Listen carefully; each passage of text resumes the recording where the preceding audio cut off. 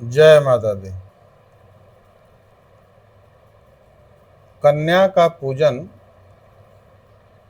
के उम्र के बारे में हम बताएंगे कि किस वर्ष की, कितने वर्ष की अवस्था तक कन्या का पूजन करना चाहिए। वैसे कई जगह पर यह बताया गया है पुराण में कि 2 वर्ष से लेके 10 वर्ष तक के कन्याओं का ही पूजन करना चाहिए। नवरात्र में जो हम कन्या का पूजन करते हैं तो उसमें किसी भी अवस्था यानी कि किसी भी वर्ष की कन्या का हम पूजन करते हैं तो उसका एक नियम है, और अगर हम उस नियम के विरुद्ध अगर करते हैं तो उसका फल हमको नहीं मिलता है।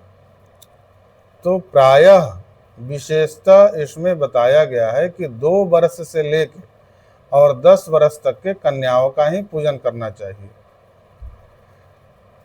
उनका नाम भी बताया गया है।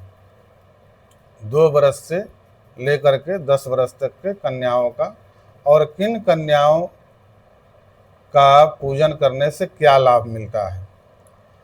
तो 2 वर्ष के कन्या को कुमारी कन्या कहा गया है।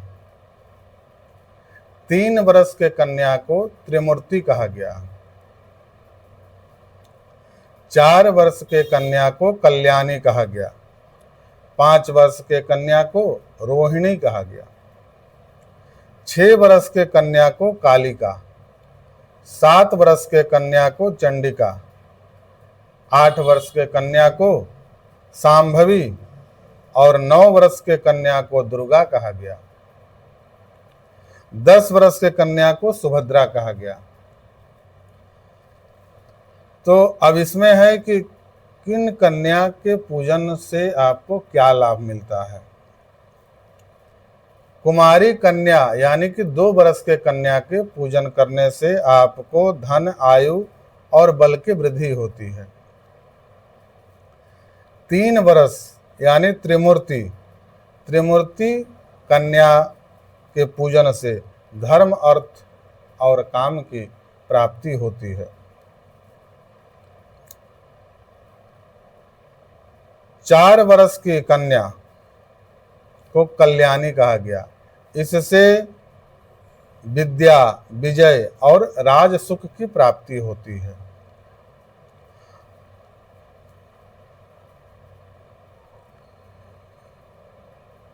5 वर्ष की कन्या को कल्याणी कहा गया। 5 वर्ष के कन्या को कल्याणी, इससे राज सुख, धन धान्य की वृद्धि होती है। और फिर आता है 6 वर्ष की कन्या। 6 वर्ष की कन्या को कालिका कहा गया। इनकी पूजा करने से शत्रुओं का नाश होता है।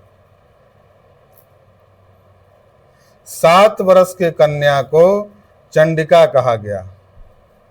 चंडिका के पूजा करने से ऐश्वर्य की प्राप्ति होती है। 8 वर्ष की कन्या को सांभवी कहा गया।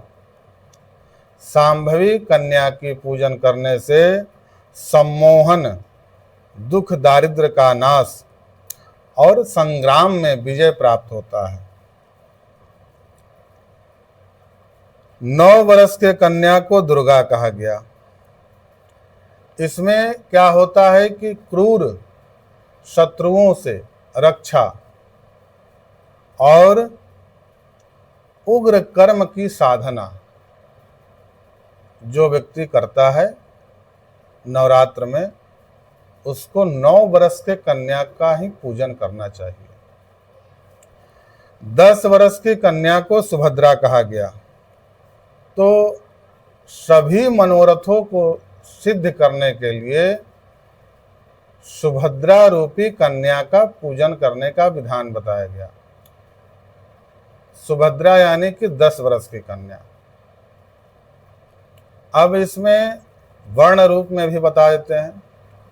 ब्राह्मण की कन्या के पूजन करने से विद्या बुद्धि की प्राप्ति होती है।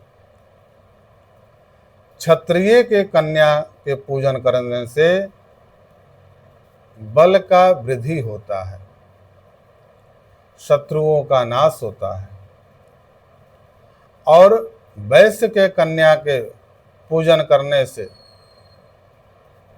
धन की प्राप्ति होती है, लक्ष्मी की प्राप्ति होती है। और शूद्र की कन्या के पूजन करने से सभी मनोरथों का सिद्ध होता है। वैसे आप सभी वर्णों के कन्याओं का पूजन कर सकते हैं।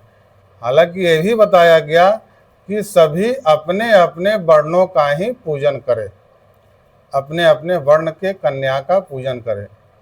अगर आप नहीं कर सकते हैं तो आपको यथासंभव जो मिल रहा है उन कन्या का पूजन करें। अब विशेष हर कार्य के सिद्धि के लिए अलग अलग कन्या के रूप में पूजन करने का हमने विधान बता दिया। अब इसमें जो वर्ण का कन्या आपको उपलब्ध हो पाता है उसी कन्या का आप पूजन करें। हालांकि नवरात्र में प्रतिदिन एक कन्या का पूजन करने का विधान बताया गया है। अगर आप प्रतिदिन नहीं कर सकते हैं तो कम से कम 3 दिन पूजा करनी जरूर चाहिए। सप्तमी, अष्टमी और नवमी, ये 3 दिन जरूर पूजा करनी चाहिए एक एक कन्या का। और अगर ये नहीं कर सकते हैं तो जो विशेषतः लोग करते हैं, हवनोपरांत कन्या को भोजन कराते हैं, तो नवमी को आप नवकन्या का भोजन आप करा सकते हैं। अभी ये हम आपको इतना बता दिए कि इसमें कौन से कन्या का पूजन करने से आपको क्या लाभ मिलेगा। अब इसमें किन कन्याओं का नहीं पूजा करना चाहिए वो हम आपको अगले पार्ट में बता देंगे। जय माता दी।